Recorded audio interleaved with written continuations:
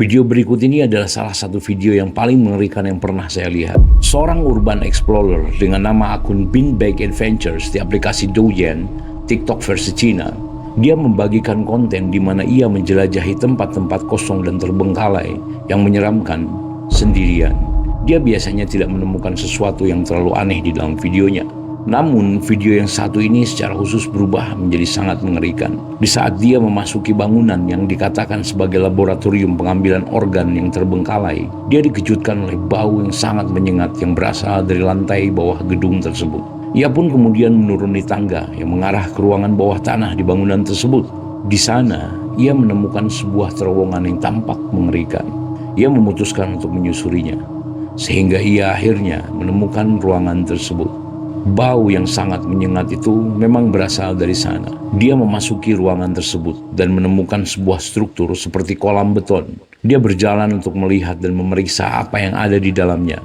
Dan dia menemukan hal yang paling mengganggu yang tidak pernah Anda bayangkan sebelumnya. 来吧，兄弟们想看的地下实验室，心理承受能力强的朋友，随着镜头来。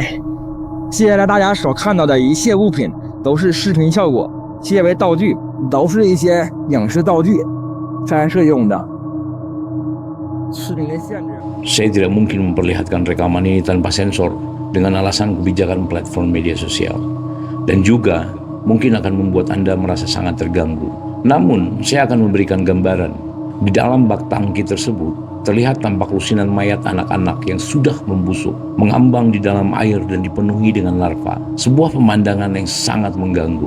Setelah melihat pemandangan mengerikan tersebut pun, dia mulai tersedak dan muntah saat berlari keluar ruangan.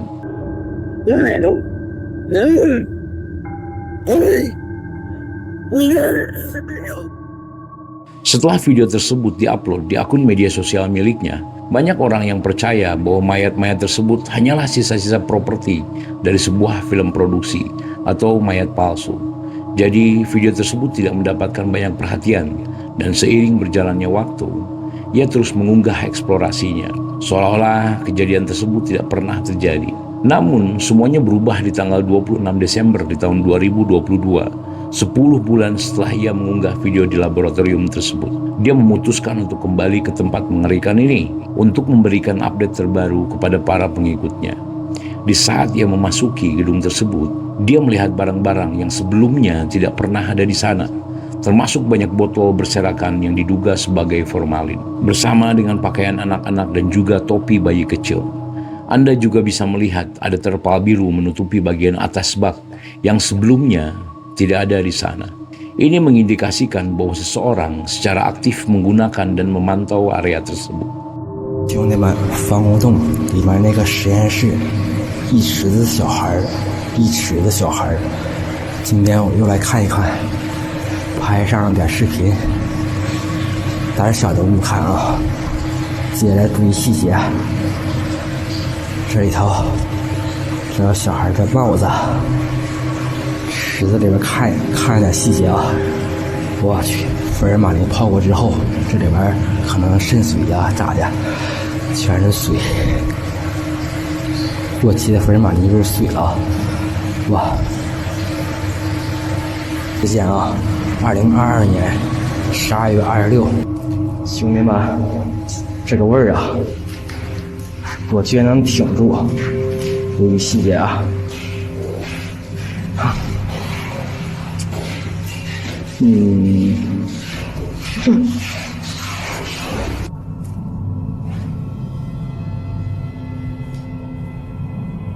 不知道说点什么。哎呀，这里还有这些药瓶子，哇，拜拜了，有点走了。看我这鞋啊，我去，这个臭啊！哎呀，拜拜，拜拜。 Bye-bye. Sudah 10 bulan sejak pertama kali dia mengekspos apa yang ada di dalam kolam bak tersebut. Namun beberapa mayat yang awalnya diklaim sebagai alat peraga film, saat itu jauh lebih membusuk. Bahkan tulang dan juga organ-organnya lebih jelas terlihat. Namun ada yang aneh di sini. Semua mayat di bak tersebut terlihat berusia antara 1 hingga 6 tahun, seperti anak kecil. Detail lain yang mengganggu adalah jumlah mayat yang meningkat secara signifikan di dalam kolam dibanding dengan video pertamanya. Ini mengindikasikan bahwa apapun yang dia temukan di laboratorium tersebut masih aktif terjadi. Tingkat detail yang tidak mungkin dipalsukan membuat orang merasa ngeri. Ia tidak terpengaruh oleh penemuan yang mengerikan tersebut.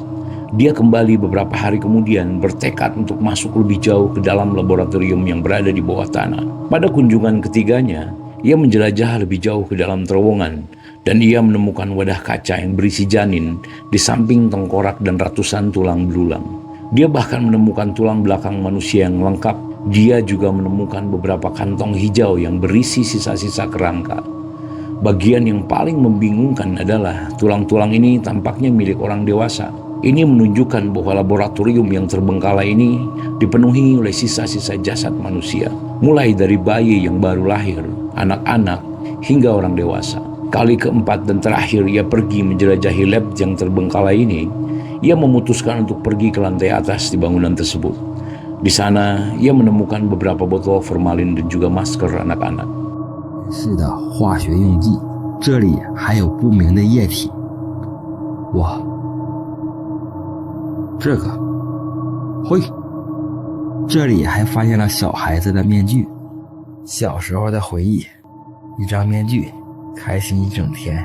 这里还一个皮箱，里面一只高跟鞋，这个应该是医院拍的片子。 Setelah dia mengunggah video keempat yang memperlihatkan adegan yang cukup mengganggu di dalam laboratorium tua ini, kasus ini menjadi semakin kelam. Pada tanggal 15 Januari, akun Beanbag Adventures ini menghilang begitu saja dari aplikasi Douyin. Mengingat exposure-nya tentang ia berani mengungkap laboratorium tua ini, banyak orang percaya dan berspekulasi bahwa akan datang waktunya di mana dia akan dibungkam. Banyak yang khawatir dia akan dipenjara atau dihilangkan oleh pemerintah Tiongkok. Orang-orang di seluruh media sosial mulai membagikan salinan videonya dan membuat teori mereka sendiri tentang apa yang terjadi pada pria di balik akun tersebut. Sebagian besar percaya bahwa kita tidak akan pernah mendengar kabar darinya lagi. Namun kemudian, sesuatu yang sangat tidak terduga akhirnya terjadi. Beberapa hari kemudian, akun Beanbag Adventures muncul kembali di aplikasi tersebut. Namun sayangnya, 4 video dari laboratorium yang terbengkalai itu hilang.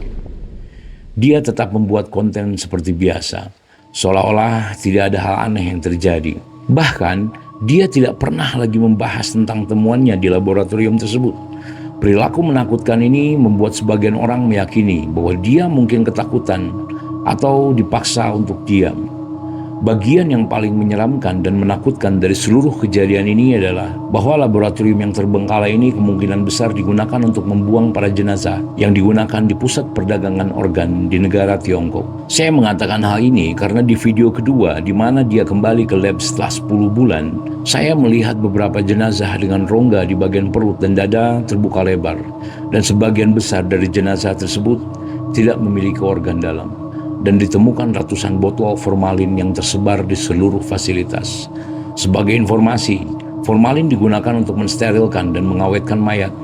Banyak yang percaya bahwa ini bukanlah perbuatan penjahat sembarangan, melainkan upaya terkoordinasi dari pemerintah Tiongkok.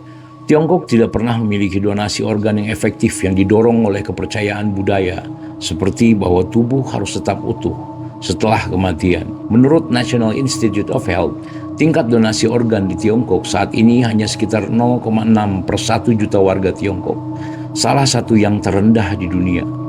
Namun meskipun demikian, faktanya Tiongkok terkenal sebagai satu-satunya negara tercepat dan termudah untuk mendapatkan transplantasi organ, terutama bagi mereka yang memiliki uang. Hal ini menimbulkan pertanyaan yang sangat mengganggu. Dari mana organ-organ ini berasal? In China, tens of thousands of children are abducted every year. Outside, the child will vanish, like tens of thousands of others before her. Chai Ching-Kwan's daughter was abducted on June the 27th, 2007. These are the last pictures of her. Tan Jingjing is looking for her child. She believes that her son Mu Chen was sold to human traffickers. She is not receiving any help from the Chinese authorities.